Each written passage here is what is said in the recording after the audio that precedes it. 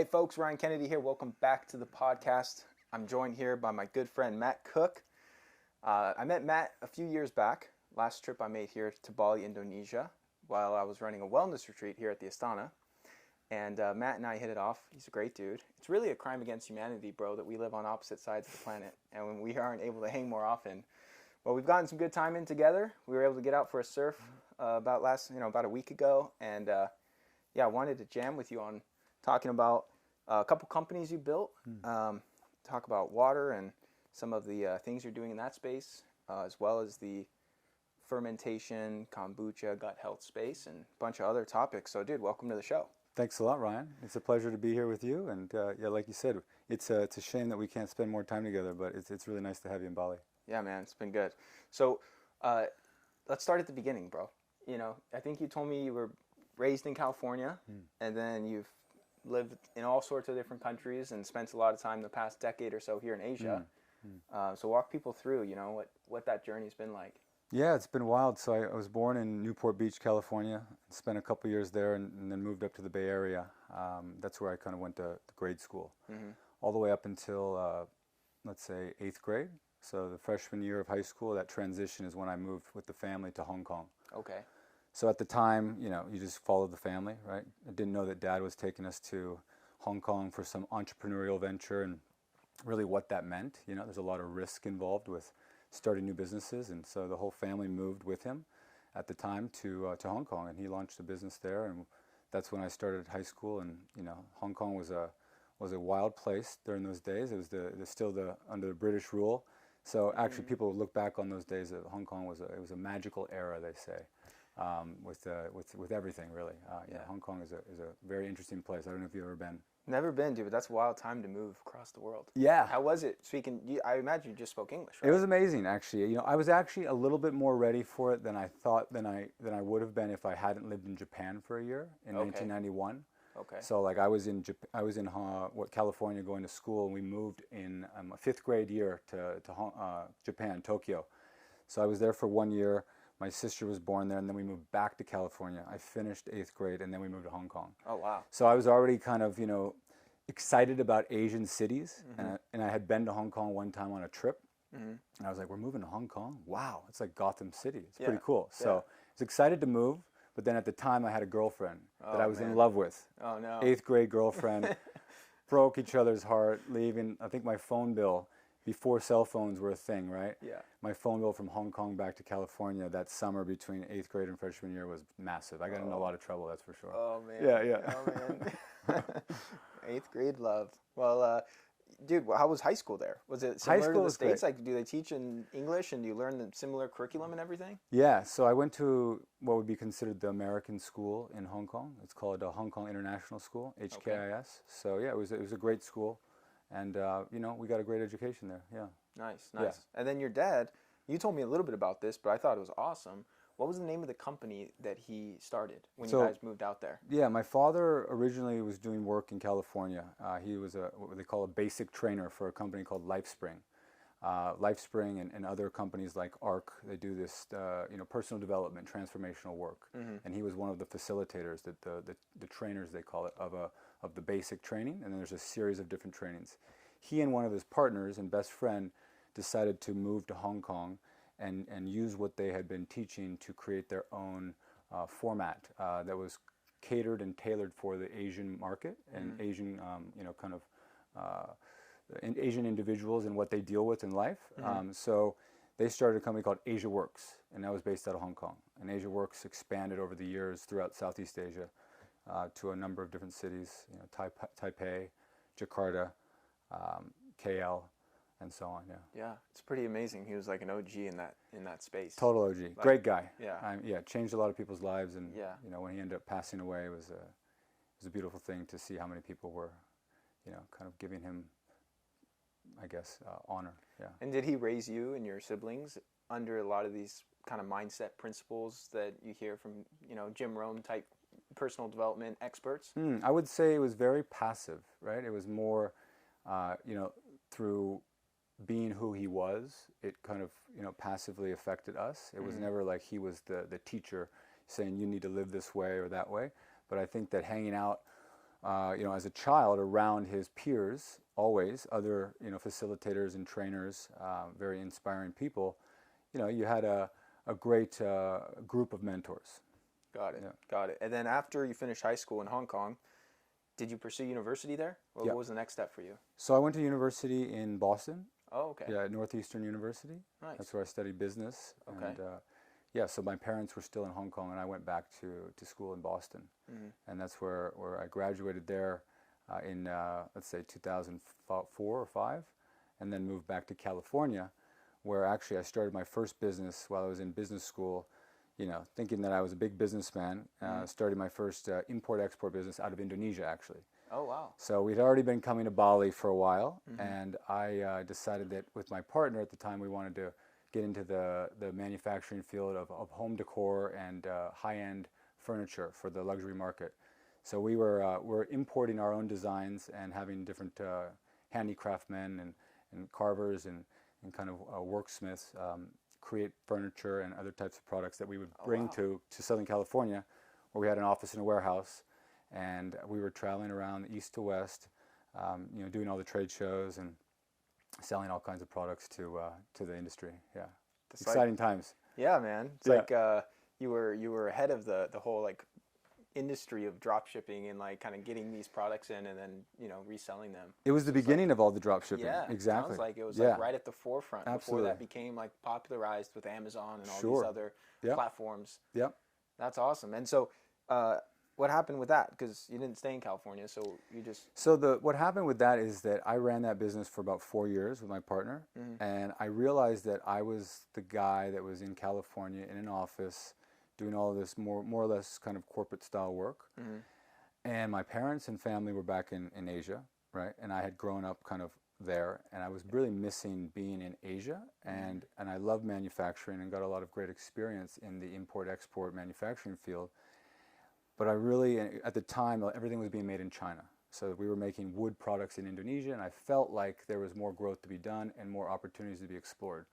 So I decided to sell my shares to my partner at the time, who actually was my uncle. okay. And then I came back to Hong Kong and kind of regrouped, and then I knew I had my sights on China. So I went over the border. I don't know if you've been to Hong Kong, but you can just cross the border from Hong Kong, where I was based, where my family was, into China in like an hour, and just go into the factory zones and explore. So I went right into to identify an opportunity in the surfboard industry. So I started to work within the manufacturing field of blanks, foam blanks, and all kinds of action sports products. Oh, So, cool, man. yeah, yeah. And then you ran that for a number of years? Yeah, I was in China for about 9 years. So that was more or less from 2007 until 2015, really. Wow. Yeah. Wow. That's awesome. Industry I absolutely love as a Yeah. avid surfer and someone who's into action sports. That's awesome, man. I actually lived in a surfboard factory. So I was Oh, wow. I was a manager in a surfboard, a foam blank blowing facility, and I was training the team how to QC blank glue ups, rockers, and all, just making sure that the overseas customers in California, Hawaii, were getting high quality product. Yeah. And even coming to San Diego and doing the Surf Expo on behalf of the manufacturers that I was representing.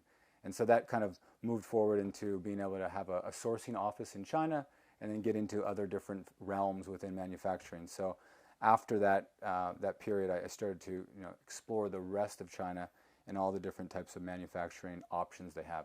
China is like a candy store for people that are trading, right? So I mean, it's changed quite a bit as far as the lay of the land and Sure. the politics. But at the time, Alibaba was something that was just getting started. So all the foreigners overseas, they really weren't used to that way of doing business, and there was not a lot of trust there. Of course, there still probably isn't.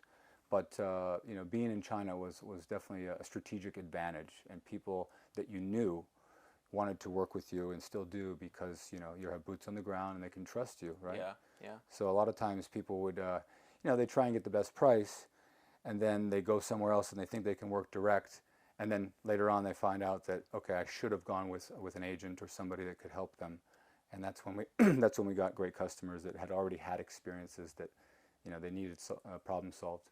Gotcha. Yeah. And then what ultimately drew you to Bali? So yeah, it's a good point. Good question, actually. So I was working in China, making money, and spending everything I had, just living, like I said, I was living in the future, right? So I was visiting my parents in Bali twice a year at best. They had moved from Hong Kong to Bali, and so I had to go visit them if I wanted to see them in Bali. And every time I would visit them, I would come here to enjoy, party and see the family and enjoy kind of just the luxury life of Bali. But I noticed that my father was getting a little bit different, like little subtleties, right? Like he would have a stutter or something, or, it would sound like maybe he slurred a word. Yeah. But everything else was okay. And then slowly but surely, I started talking to my family and like, did you see that in Dad? And then we had a little private meeting, and yeah, we saw that, and maybe it's something neurological. And so he ended up getting tested in Australia and diagnosed with Parkinson's disease. So that changed everything. It was like, okay, what is happening? This is unexpected, and this is very scary. And so, I was always living in the future. Like, if and when I have this, then I'll spend more time with the family. Then I'll go do this, right? The if when, if then. And so, long story short is that my dad continued to deteriorate to a point where it was apparent that if I didn't do something drastic at the time, I would lose, a significant portion of his life that was really important. Yeah. So I decided to move with my girlfriend at the time, Asami, who's Chinese, living in China, to Bali. And that was 8 years ago, 2015, to really be close to the family and focus on trying to save and help my father with my mother, and my sister was in Melbourne at the time. She came when she could. But we really decided to, dig in and see how we could help him. Obviously, he was very set on kind of allopathic medicine. He comes from the baby boomer era, and a lot of times, they're not as willing to accept alternative ways. Yeah. Luckily, I have a mother that is a yoga instructor, so she's always been kind of my guiding force since a young age to be healthy, because she always lived a vegetarian or pescatarian life since she was pregnant with me. And then, throughout my life, she was always, kind of teaching me how to eat healthy and how I shouldn't be drinking sugar or eating sugar. And I was always fighting that. Yeah. I was probably one of the guys in school that had trauma because my parents wouldn't let me have the sugary cereal and all the other things that, all the other kids had. Yeah. Right? Yeah. So, but looking back, very grateful for my mother being a pillar and really putting her foot down and being sometimes frowned upon or made fun of for being so, woo-woo or extreme, with her health. Yeah, back then it's crazy to see the way the tide has shifted, man, because back then, rewind 10, 15, 20 years ago, and then, anything beyond that, if you were into health, you were called a health nut. It was a derogatory term. Absolutely. It was like, you're a crazy person. And now I feel like health is becoming cool. Like, people are really, they're like the whole biohacking movements and all these different health modalities, whether it be sauna and cold plunge and getting some sunshine and staying fit and all these things. Like, even in younger populations, like high school kids will reach out to me and like think I'm cool for what I do. Totally. Whereas back in the 90s and early 2000s, it was like the exact opposite. So it's really cool to see that shift in our society. Absolutely. And how people are gravitating towards like, going out drinking, staying up late, partying. That's not cool anymore. It's not cool anymore. Now the cool thing is like going to bed early, getting your workout in, getting a good sweat. I love that. It's awesome, dude. Yeah. I wish it was cool when I was young. Yeah. Yeah. But luckily, like what I was saying, is my mother was there in those times, so that I had that knowledge in me that I could fall back on when I was ready for it.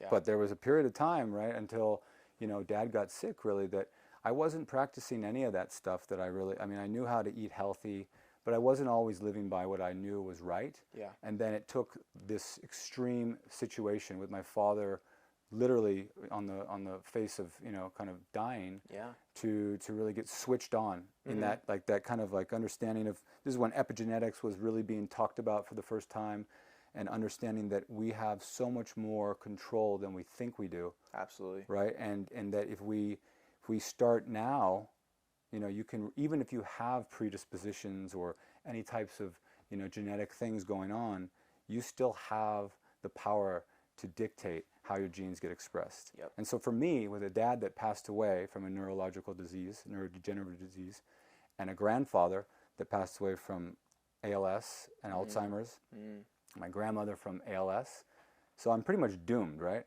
Yeah. So, but according to the theory of epigenetics, and, you know, we can change our environmental factors. That's right. That help us, you know, obviously express our genes in the best possible way, right? Yeah. If you look at the work of Dr. Bruce Lipton, who's a pioneer in this, it really does go to show like you do have control of your destiny. Yeah. It's not like you're just doomed and you have this predetermined fate and you're bound to get sick and get ill. I think we really do have, you know, a lot of power in that. Sure. And even many types of cancer have been shown to be 90%, over 90% due to lifestyle, diet, environmental factors. Less than 10% actually genetics. So absolutely. It really does have a big thing. And back eight years ago or so, when this was going on, was that your mindset? Yes. Were you just automatically like, this is healable and this is, you know, something I can avoid? Or were you like, man, this sucks, this is just bad luck, this just happens to people and that's that? No, I mean, I think that through my dad continuously deteriorating and me going deeper into trying to understand why this was happening and how I can prevent it in myself and how I can, you know, help reverse what he had. Yeah. It was, you know, gut, like I said, epigenetics. Bruce was a big part of it. You know, the whole gut health movement was just starting as well, with the microbiome becoming very important. And I started to go deep into fermentation at the house. And really, but you weren't having any gut issues? This was an attempt to help your dad mostly? Yeah, I mean, it was an attempt to help my dad and optimize the family, right? Yeah. And so that was, you know, fermentation was a big part of that. Everything. I was a fermenter. I was like the guy with the apron on in the kitchen at home. Yo, check this out. You know, I just made this. And like, yo, get away from me. But everything from fermented vegetables to coconut products to you name it. You know, like I think it was, what's his name? Sander Klein, is it called? He was the fermentation specialist at the time. Okay. Sander Katz. Okay. And so there's a big Bible that he wrote. But so started to really ferment a lot of different things and understand how, you know, the microbiome was so critical to the, you know, the gut-brain connection through the vagus nerve and how we can really improve our mental health in so many different ways through, you know, fortifying our microflora. Right? Yeah. And so, yeah, there's a lot of other books that I was reading at the time that really were influential. And so I think that there was a, I'm just trying to think the gut, the other brain. I'll think of a few books, but yeah. And this was early in the space, man. Yeah. Relatively. Yeah. Like, because I feel the studies and just overall awareness of the importance of the microbiome really started to get traction maybe 3 or 4 years ago. Yeah, you know, right. It wasn't quite as prevalent that people were talking about this, people understood this. Today, like, people just say the word and they understand, like, that means your gut health, and that, like, is important. It took a while. You know, it's pretty common knowledge now, whereas back 5+ years ago, if you said microbiome, more than half people wouldn't even know what you're talking about. Yeah. You're like, what the hell is that? Yeah. So that's pretty awesome. I mean, there's doctors like Dr. Gundry and the lectin craze, right? And there was there was a lot of early pioneers for sure. Right. Perlmutter. Yeah. A lot of early pioneers that were talking about this for decades. Yeah. But I just don't think it was nothing like it is today. So at what point, as you're just, you know, alchemy, Matt, you know, concocting your own, you know, fermented special recipes, did you say, hey, I want to actually turn this into a business? So what happened is I was very into, you know, fermentation, fasting, just experimenting with all the things that were going on at the time, intermittent fasting before it really kind of got overly popular. Yeah. And part of that was obviously ketogenic diet that really was being introduced at the time, and understanding what worked for me best.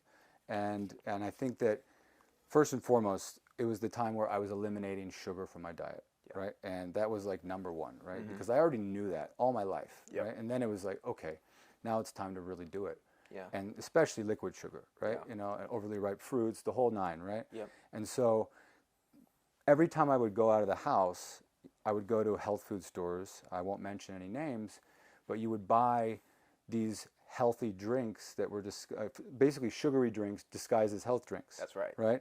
And so I'd pick up a kombucha or something when I had been doing all kinds of great things at home to kind of protect myself, and then I kind of open my my force field or my shield to this health food store, and I drink this sugary drink, and I basically couldn't even drink it, right? So I went back to the drawing board and made sure that I was going to create, a kombucha, first and foremost, that I could drink, that my family would drink, and that I would give to my family, and I would have approved that they would drink. Yeah. So the important thing was, making a kombucha for me that was sugar-free. Yeah. So I would ferment the kombucha until a point when it was basically vinegar.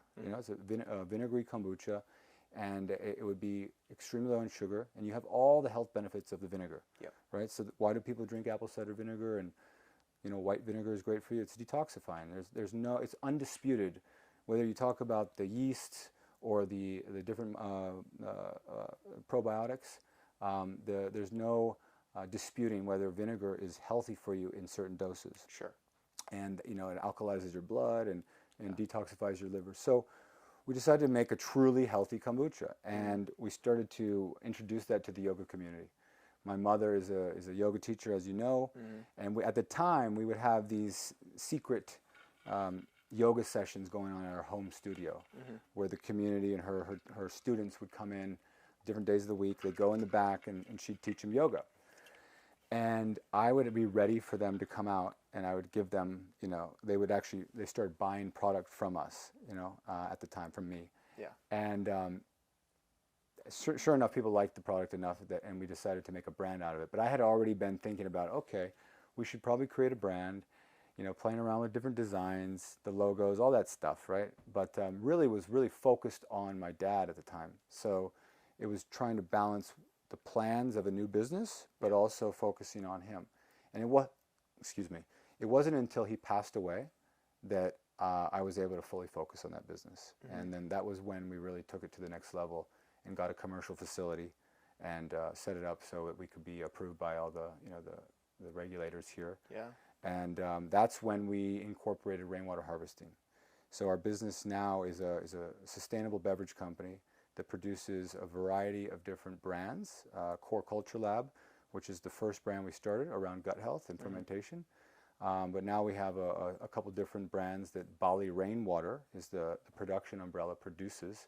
And we use rainwater to produce all of our drinks. So it's a health-driven, sustainable business that hopes to raise awareness for the water crisis in Bali, but also how you can use sustainable techniques in everyday businesses, and also how we can influence the masses to drink less sugar. Yeah, that's incredible, man. Absolutely incredible. And so when it comes to the rainwater, I mean, one of the days we hung out, you gave me a nice tour of your property, your personal residence, and I thought I had a compound. Matt has a compound. This place is dope. And you show me this water capturing tank that you guys built. Yeah. That is just like this underground tank that just catches all the rainwater from your property that you use to water your vegetable garden, which I thought was just epic, dude. Yep. Absolutely epic. So it was really impressive what you built just for your own personal use. So when it comes to the commercial side, what you guys are doing for the company, how does that work? Like, do you have a acreage somewhere here in Bali that just has these collection containers? So at the house, yeah, and since you've been there last, the garden is really looking good now. Nice. Yeah, so we're eating a bunch of great green vegetables that have just kind Beautiful. of become ready to harvest. And yeah, the rainwater system there is very different than the rainwater system I would imagine. At our facility. And that's more for irrigation of the garden, so you don't need as much filtration, and also even the surface of the roof and everything like that. You don't need the same kind of standards because it's going right into the soil. Yeah, you're not drinking it. But for our production facility, we have a series of filtration steps, and even like everything from the roof material that we use, right? So it's actually on a structure? Is this like so our production facility is our rainwater harvesting facility. Okay. So the roof of the warehouse or whatever the roof, building. Yeah, it all starts with the your surroundings, making sure that there's no trees and things like that overhanging, your catchment system. Yep. And then you want to make sure you have food grade or very clean materials that don't degrade to have the surface be for the harvesting. Okay. Got it. So yeah, our facility, for example, has a metal roof. Okay, it's a food grade metal roof, and then the water would go into a gutter that has a grate on it, and then it goes into a vortex filter, and that basically filters out any type of small particulate that might be coming off of the roof or dust or things like this. Yep. Then that goes into a food grade holding tank system, okay? And then on demand, which is already very clean, okay? We even tested at that stage. And then on demand, as we need it for our production, we pump that in through a series of different filters, okay? Everything from carbon sand, sediment filters of different degrees, microns, and then we have a UV filter and even an ozone filter. Amazing. And so that pumps into our production facility, and then that's when we produce all of our beverages. Oh, that's incredible. We actually have to boil the water for some of our beverages, but it's not necessary. We love the water just as it is, as it's coming out of the system. And that's why we actually have a product line now called Bali Rain, and that is sparkling and still water. Yeah, which in is a can. excellent, by the way. Thanks. I've been drinking some of it here. Cool. It's Yeah, we sell it here. fantastic. Yeah. It's fantastic. Yeah. And so one thing that comes to mind as you talk through this that I want to talk with you more about that might be a cool addition. I don't know how much research you've done into this topic, but to actually get a glass vortex structuring unit to structure the water. Because just the research on structured water, if you look at the work of Dr. Gerald Pollack, just in this fourth phase of water, it's freaking incredible, dude. And I've had a structuring unit on my house for this purpose. It just structures all the incoming water because the health benefits you get when this water is passing through this glass. It's essentially a vortex with a series of glass balls that causes the water to pass through in this particular pattern that gives the water this memory and these different characteristics that have a different impact on your health if you drink it, on livestock if you give it to animals, on crops if you use it to water a farm or a garden. And they've actually done side-by-side studies using the same water, one that's passing through a structuring unit, so it's structured water, and one that's not. And it's freaking incredible, dude. I could send you some of the research. Would love that. Just because you don't have a placebo when it comes to plants. And you don't have a placebo when it comes to cattle or livestock. They don't know what you're giving them. Yeah. So these are really pure studies where there's not this big variable that we have to consider with humans, where humans will think like, oh, I'm getting something better, and it can actually cause a big difference in the outcomes. That's not the same if you're watering some tomatoes or if you're giving it to a chicken or something. Yeah. So it's absolutely incredible, man. And just for the production that you're doing, this would, I think, really take it up a notch. I agree. I think that we should definitely talk about that on the side, and I would love to look into where we can get some of this to experiment with. I have a really good supplier for structuring units. Totally legit. They also infuse it with different minerals that imprint energy into the water. Love it. Getting a little bit more into the woo-woo stuff, but I mean, hey, I'm with you, man. Here. We're already looking into all of these different things, so it'd be good to understand. Yeah, they incorporate shungite and different minerals that can really help to energize the water in addition to structuring. So I mean, it's Let's legit. talk. And it would be epic for this because the thing about structuring units, and this is for anyone listening to, is it's not like a water filtration system. You're not pulling anything out of the water, not adding anything to the water. So water filters, like I have a catalytic carbon filtration system, whole house filter at my house. I have to replace that filter medium every so often. Yep. And it only has so much filtration capacity until you have to replace the filter cartridge. Absolutely. Structuring units will last a lifetime, hundreds of years. There's nothing you need to replace. Yep. So it's a really incredible for a business model, and that's a one-time investment that'll yield outsized returns for many, many decades to come. Sign me up. Yeah, so it'd be really epic to do that, dude. Yeah, definitely. And I also have some other ideas I'd love to bounce off you. Well, maybe we'll sign you up on the advisory board. As you're incorporating these beverages, I got some ideas of some unique nutrients and some unique formulas I think would be epic as like caffeine alternatives as things that can help with dehydration or hangovers, and be marketed towards certain demographics that want to be healthy but also like a little pep in their step and don't want to be down in a bunch of espressos, or maybe go out and celebrate with a few glasses of wine or something and want something that can offset some of that damage. Yeah. So there's some other things that I've seen kind of early pioneers starting to tinker with that I think you would be the first one in the space out in this part of the world. That'd be awesome. In that regard. Yeah, we're actually looking for things like this right now because the next, the innovation that we're going to be doing and the expansion of the lines will be optimized flavored waters. Yeah. And so having these like a nootropic blend, and having one that's like, there's a compound I've been tinkering with that's really fascinating called paraxanthine. and it's one of the metabolites of caffeine. Nice. So when you ingest caffeine through coffee or tea, it goes to the liver and creates three metabolites are created. One of those primary ones is called paraxanthine. So it's a completely natural molecule in any compound that you ingest that has caffeine. But it doesn't give people the same like jittery, anxiety-inducing type of effects that caffeine can. It's much less harsh as far as a stimulant. Nice. But it gives you this amazing energy, this amazing mental clarity, confidence. You just feel fantastic, bro. And it also doesn't fuck up your sleep. Awesome. So you can have this at 5, 6 p.m. Wow. and sleep like a champ. Amazing. Your sleep is amazing. And so it's a really cool alternative to caffeine that's like, I only know one company in the States that just rolled out their like clean energy drink that contains this stuff, and they're crushing it, dude. Okay.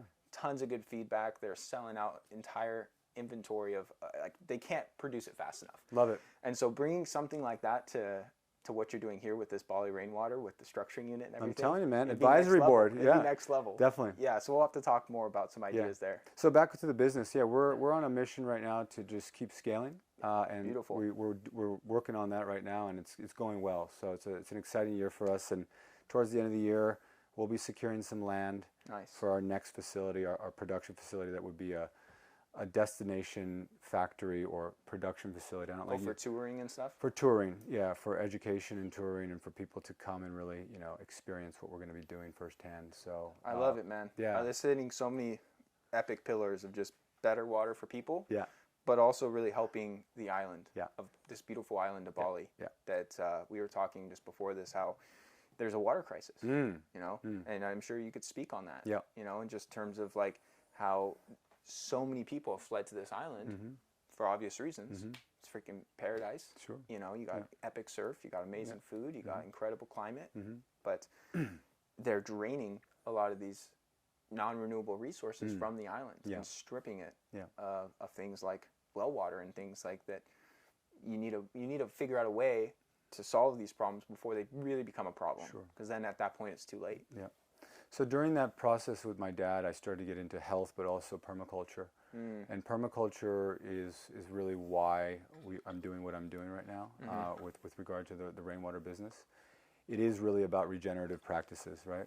Permaculture is not just about gardening and creating organic systems in the garden and compost and all this type of stuff. It really is a philosophy of how you can look at life in a regenerative way. That's right? it. That's and it. so, mimicking nature and helping it do what it does best with human intervention, not really getting in the way, but helping support nature and improve what it already does is kind of the theory. And so permaculture has 12 different principles. I won't go through all of them, but one of them is use sustainable resources, of course, right? So rainwater is one of those, and renewable resources, excuse me. And rainwater is one of those in that, it's a free resource that comes from the sky. It's beautiful water. And it's pretty funny to think about, not funny, but scary, that a tropical island like Bali that has tons of rain. When you see it rain, it rains. It rains. Yeah, right. No shortage of it. From what I've exactly. seen. And it floods, and so what's happened over the years with Bali, used to be covered with a lot of rice fields and a lot of fertile land. Yep. But over the years, the concrete jungle started to set in. A lot of hotels, a lot of development, Industry. which I don't like to hate on any of that because I do enjoy it, and I love being in Bali, and it's got such great options and variety. But unfortunately, a lot of that, the areas in which the aquifer used to be recharged, because it would be like a sponge and absorb all that great water, and over years slowly make its way through the substrate of the earth and drip into the underground caverns, which is called the aquifer, right? So that takes a while. And if the rate at which it's raining and absorbing and dripping is less than the extraction rate, you've got a problem. Yeah, you got a deficit. So especially in an area or a region where regulations are not maybe enforced like they could be in some countries. Sure. So you have a well boring and drilling and extraction going on where it's unlicensed, or people might have one license and they make multiple holes. So you can imagine the island is like Swiss cheese, and everybody's drilling holes and sucking up what they need, and it's really a problem because the rivers are starting to dry up as well. The rainfall is less um, less consistent over the year, and it happens in shorter periods of time in heavier doses. So when it rains during the dry season, it's really wet and dry, but a lot of that water rushes to the ocean. Yeah. That's why we flush all that plastic out that you see in the ocean a lot of times. Yep. So really what we need to do is we need to catch more rainwater. Yeah. And so by doing that, one way to help and have an impact is just quite simple. The more rainwater collected and used for various purposes, the less you need to extract. Yeah. That's one way. And then, of course, through time, over time, hopefully we can work with the governments and the leaders of the communities to regulate things better. But until then, it's just kind of doing your best to work with groups of people that are receptive and willing to adopt these practices. So what we do as a business, we also have a foundation called Yayasan Semesta Bhakti Mandiri. And its mission, and we've just finished our first impact project, its mission is to build rainwater harvesting systems for the driest communities in Bali. And so we've just finished one here in the Bukit where it's quite dry at the Bali Life Foundation, and that's an orphanage for about 60 plus local children. Wow. And really that's the first of many to come. It's not huge, but it's not small, and it provides the orphanage's drinking water needs year round. Okay, Wow. so they don't have to year-round buy water that was coming from the ground somewhere, and they can just use rainwater that is always being recharged right there on site. But our plan is to tackle larger initiatives up in the mountains where it's super dry, and people have to walk 30 minutes to an hour to get any type of water on a daily basis from wells and things like this. And there's certain areas that really don't get any rain during the rainy season even. So we aim to build massive systems and really help, hopefully, communities be sustainable through rainwater. That's incredible, man. Yep. And this whole concept of regenerative farming is just so key. I got to turn you on to this guy in the States who's doing this at a large level. Nice. Named Jordan Rubin. Okay. And he owns one of the top 10 biggest regenerative farms. This guy's doing things right. And the whole concept for people that aren't familiar with this is just making the land better than when you started. Yep. At a very fundamental level. It's about adding more topsoil. It's about creating more diversity. It's about enhancing the natural ecosystem in that area. And unfortunately, most of the farming practices we have now do the exact opposite. It strips the land of these resources. It depletes the soil. It just robs it dry. And there's a way to do things that is more fruitful for the outcomes of the farmer, in terms of their yields and the things that they're getting out of it to make a living, but also is giving back to the land and providing this immense benefit to the soil and everything that's involved with that. Absolutely. Yeah. The nutrition. Yeah. Right, for us through the plants. It really makes a huge difference, man. Yeah. So that's awesome. Yeah. Love that you're doing that. Awesome. Thanks, man. Yeah. And so a couple other things, man, as we wrap up. I love what you've built here, and what could people do to support the mission? You mentioned this foundation. Is this like a nonprofit people could donate to build more of these facilities out? Yeah, actually, it's in the beginning stages of the foundation, so our website is not even fully developed, and all that will be coming to life here in the next couple months. And yeah, there'll definitely be an opportunity to donate, and we will, obviously show people everything that we're doing.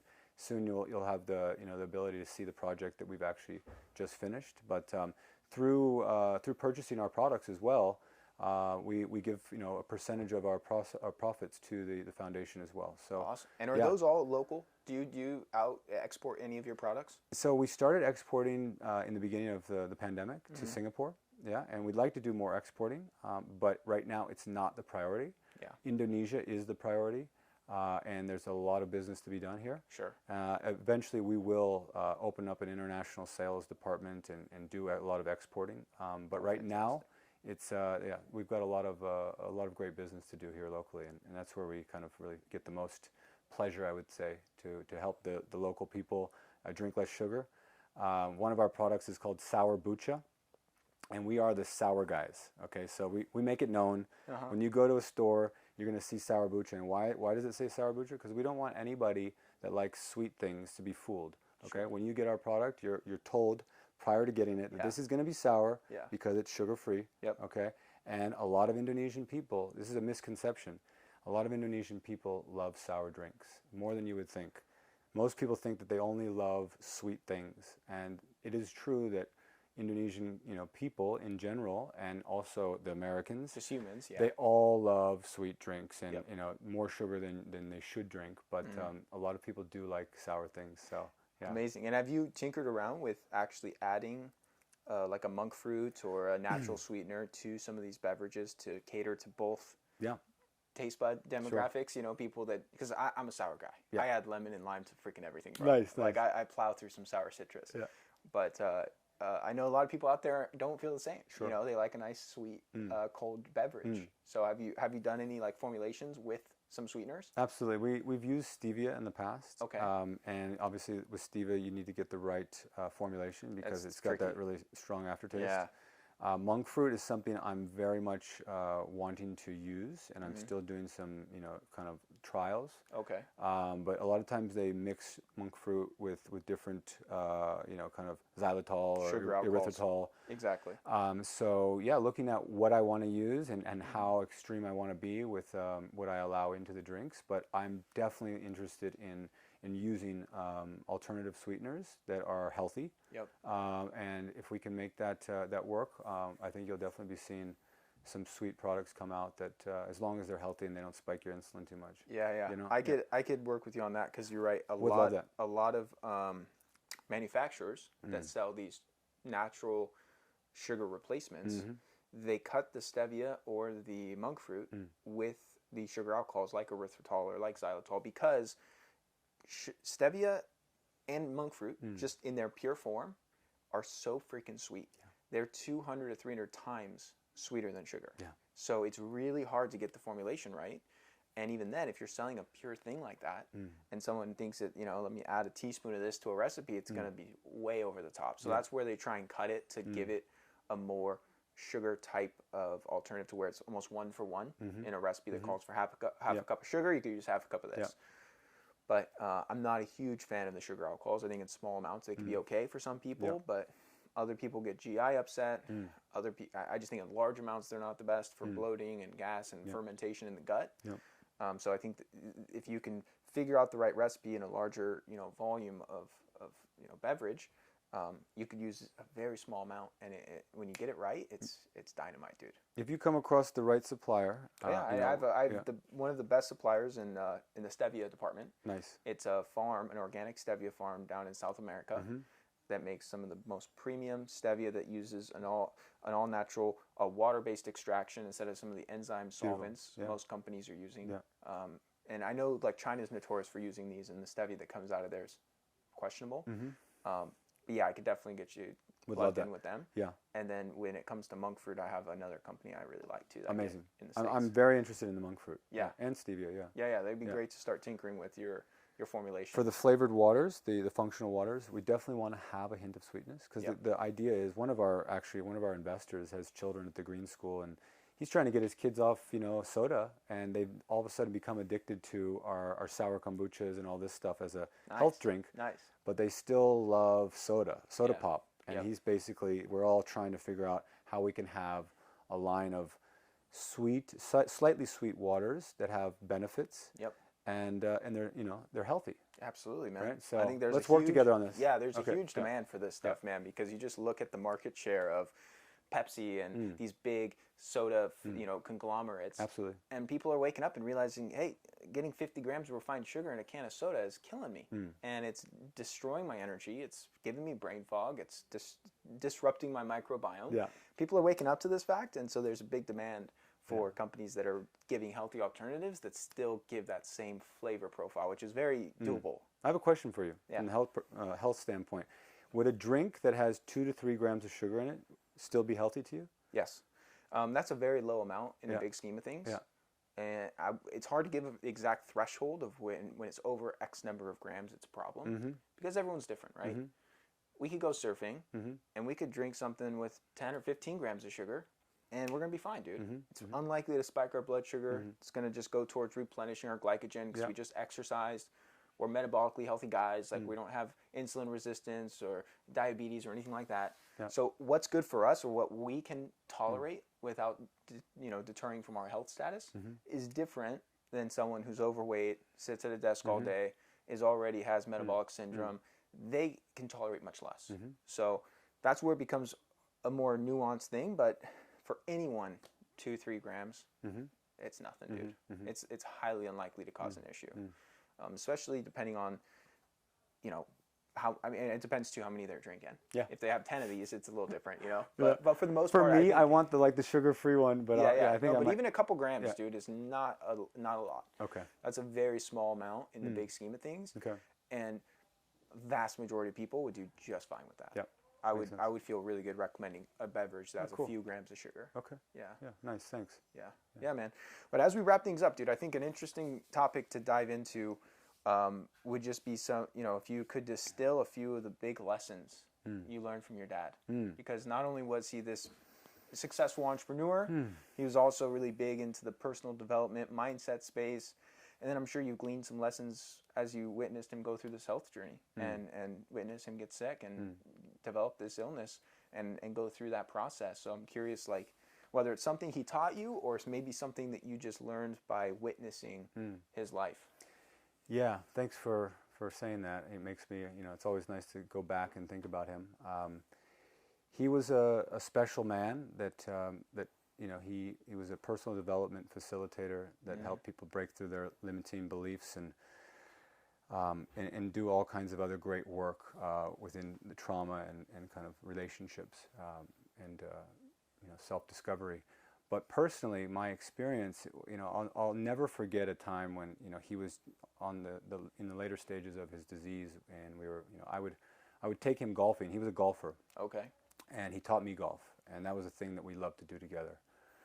And when he was unable to play golf, I would take him out in the golf cart, and literally like be his seatbelt, because he was his autonomic system was not working, and he would freeze up, and like you turn the cart, he might fall out of the cart. But anyway, so I'd take him out there. He could at least enjoy the golf course and see me playing golf, and then I'd take him to the clubhouse and get him some French fries because that made him happy, right? Yeah. At that stage, it was like whatever made him feel good. Yep. But he could barely talk, and sometimes not even talk, right? And he was a speaker, you know, for his entire life, right? So that was very difficult. But you know, I remember him stuttering and saying, "Matt, you know, I worked hard all my life to make enough money so I could retire and play golf with you. You know, and look at me now." And you know, I get goosebumps just, you know, thinking about that. But it was just a moment I'll never forget, and it was just like all about, you know, everything starts now, right? You don't wait until the future, you know, wait until you have enough until you've done all the things you want to do to start being healthy or to start doing what you want to do. And so that was one of the things that just through that experience I realized more than ever. But also one of the things that, you know, I'll always you know, remember is be, do, have, right? It's not, no other order than be, do, have, right? You can't have what you want by, you know, by not being what you need to be first, right? Totally. So it all starts with being what you need to be, doing what you need to do by being what you need to be, and then you will have everything, right? That's and it. So he was a great man, and he touched a lot of lives, and when he died, that was very apparent. You know, all of the different colleagues and students that he taught all came out and hosted memorials throughout Southeast Asia, and books were written about him. So he still lives on. I pray to him every day. I talk to him every day, and he's my inspiration, man. That's incredible, brother. Yeah, thank you. Well, thanks for your time today, man. This was a great chat. Appreciate it, bro. I look forward to some collaborations, man. I'd love to help you out with this thing you're building, and I know we talked too about how as you expand your operations, you are potentially bringing on some investors and strategic partners, and I already shared with you. When that time comes, you give me a call. Yeah, it's all happening right now. I'd love to support the mission. Thanks a lot, Brian. Ryan. Yeah. Thanks, Matt. Yeah, cool. Thank you so much for tuning into today's episode. If you found it helpful, please share it along to anyone else you believe it can serve. You can submit your own question to be answered on the show by going to ryankennedyhealth.com/podcast. Be sure to subscribe and leave a review for the show. Your feedback helps to support me on my mission to positively impact as many people as possible with this information. Please note, the information depicted in this episode is purely for informational purposes only. Please consult your healthcare professional before making any changes to your lifestyle or routine.